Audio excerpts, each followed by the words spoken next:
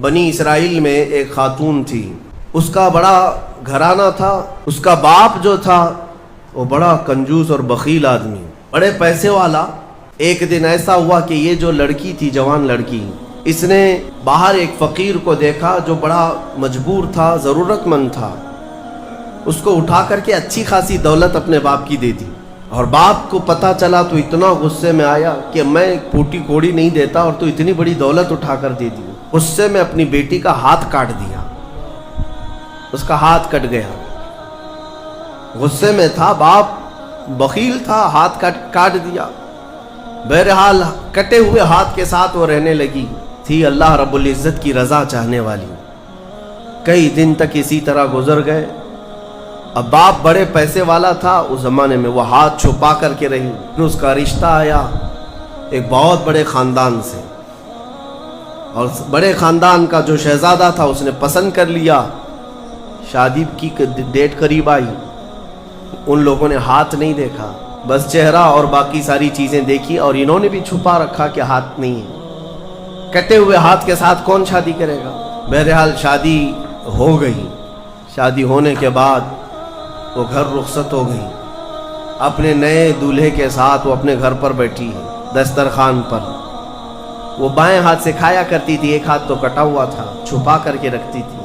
دسترخوان پر جب بیٹھی، اس کا نیا دولہا ہے، اس کے گھر والے، کھانے کے وقت اب ہاتھ نکالنے کی باری آ گئی. وہ بائیں ہاتھ سے کھا رہی تھی تو اس کے شوہر نے کہا کہ کیا سیدھے ہاتھ سے نہیں کھا سکتی؟ سیدھے ہاتھ سے کیوں نہیں کھا سکتی؟ اب اس کے رشتے کے ٹوٹنے کا وقت آ گیا.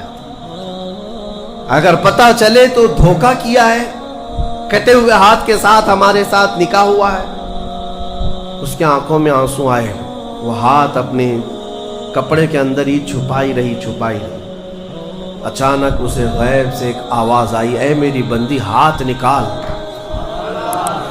اس نے اپنے دوپٹے کے اندر سے ہاتھ نکالا تو سیدھا ہاتھ پورا صحیح سلامت تھا.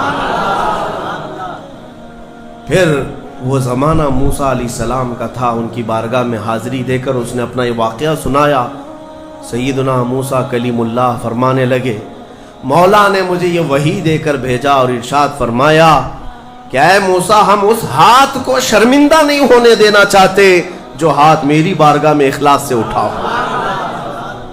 میرے عزیزو، یہ اخلاص کی دولت ہے. جو خالصتاً اللہ کے لیے کچھ کیا ہو، مولا اسے کبھی ذلیل نہیں ہونے دے گا، اسے بے عزت نہیں ہونے دے گا. اسی لیے کچھ کام ایسے کر جاؤ جو خالصتاً اللہ کے لیے ہو. رب تبارک و تعالیٰ کے لیے اب تک کیا کیا ہے اس کا بھی آپ کے پاس کچھ تو ہونا چاہیے. اگر اپنی زندگی میں آپ احتساب کریں، اپنا ہی محاسبہ کریں کہ میں جوانی سے لے کر اب تک جتنے کام کیا ہوں، کوئی کام ایسا ہے جو خالص اللہ کے لیے کیا ہو؟